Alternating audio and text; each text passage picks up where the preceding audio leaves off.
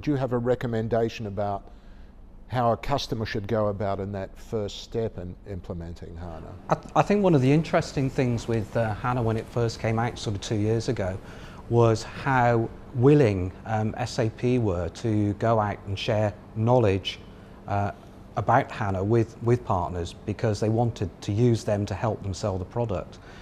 So they engaged with partners quite early on and were very unusual for SAP, I thought. I don't know whether Owen agrees, but they were very much, you know, come and work with us. We want you to understand this product so you can go out and you can help sell it to, you know, the community. Did you find that as well? Because Owen, you know, you're one of the premier SAP HANA partners. I mean, how do you feel about that environment?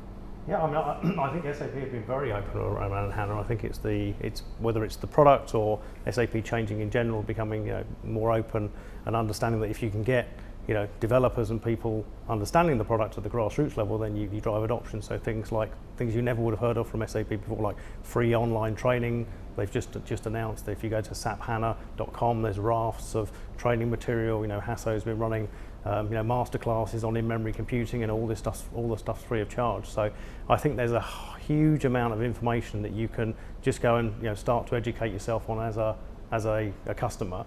And I think then when partners come to play a role alongside SAP is you know, when you're trying to explore it. So some people are comfortable doing exploration with SAP. You know, they believe they're the font of all knowledge as far as this stuff's concerned. Other people prefer to use partners they're comfortable with, who have a much deeper understanding, say, of their industry or their pain points, and they can come along and bring those things to bear. So I don't think you have to go to SAP. I don't think you have to go to a partner. I think my recommendation would be find a partner you're comfortable with that can drive some of that innovation, and get SAP, you know, to the party as well. Well, that suggests it's a question of skills. You know, the skills that you actually need to, you know, implement and to operate a HANA installation. Mike, what sort of skills do you think a company should ensure that they have before they start to embark on the journey? I think if you think about a typical project team that you'll have, if you were doing a SAP HANA project, what are you going to have? What are the roles that you're going to have? You're going to have a project manager. Well, the project manager doesn't necessarily have to have any SAP HANA skills. Useful if he's got some knowledge of it, but he doesn't have to have those skills. Solution architect. The role of the solution architect tends to be someone usually in-house that has a very good understanding of their legacy systems, of their databases, of their data and where it comes from, and those sorts of things. If you think about the task of someone who's going to extract data, who I call, say, a data services architect, they need to understand a lot more about the source system, about how they're going to get the data out of those source systems, any enhancement that you've got to carry out to that data. So then you come down probably to the two key HANA roles. A HANA administrator.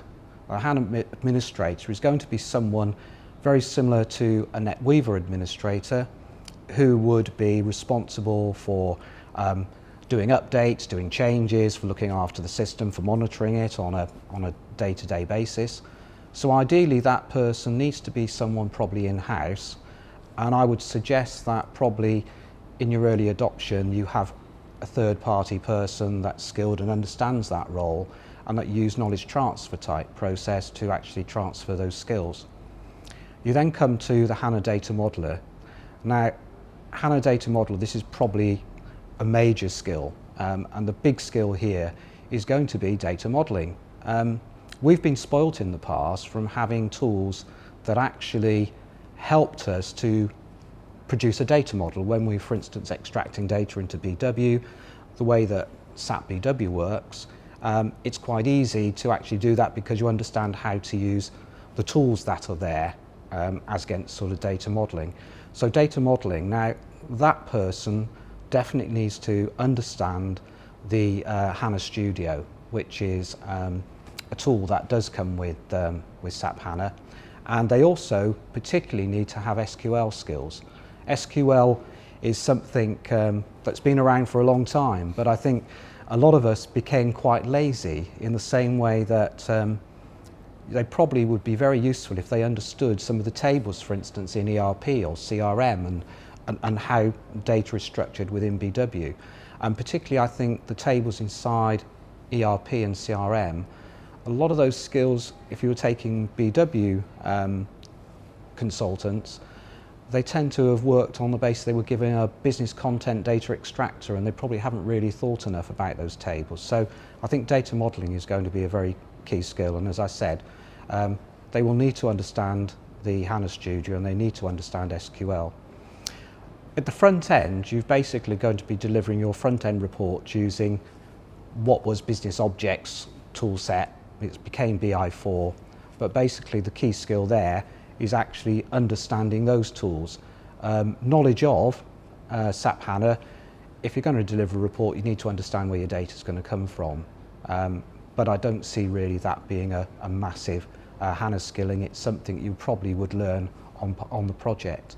But those are key things I think I can see. I don't know what Owen thinks. Yeah. Owen, would you add to that? I think that I'd agree with everything that Mike said. I think the things I'd add to that is the solution architect increasingly needs to be someone who can look across this nexus of forces of tools that are available, and not just think of I'm going to solve the whole problem with HANA, because it may be you're going to solve the problem with HANA and the mobility platform, and maybe there's some cloud infrastructure in place. So I think somebody who can look holistically and make sure that HANA's being used for the right things, but we're not trying to make it the Swiss Army knife of everything.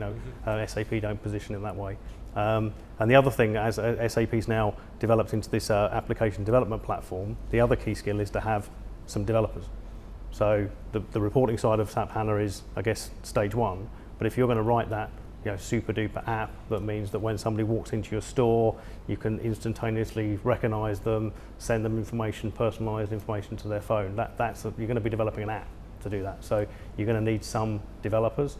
And again, interesting in the SAP world, I was with a CIO recently who said, I've spent 15 years trying to get developers out of my organization. Now you're telling me I need to get them all back in again. It's a trivial example, but I think having some development capability is going to be key to getting the most out of your HANA investment.